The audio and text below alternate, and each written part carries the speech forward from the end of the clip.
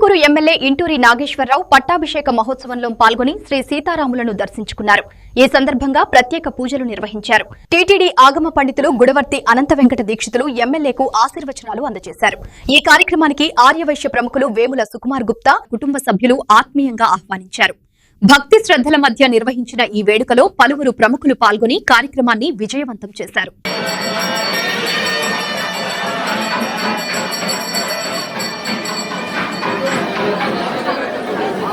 కొద్ది సైడ్ అండి కొద్ది సైడ్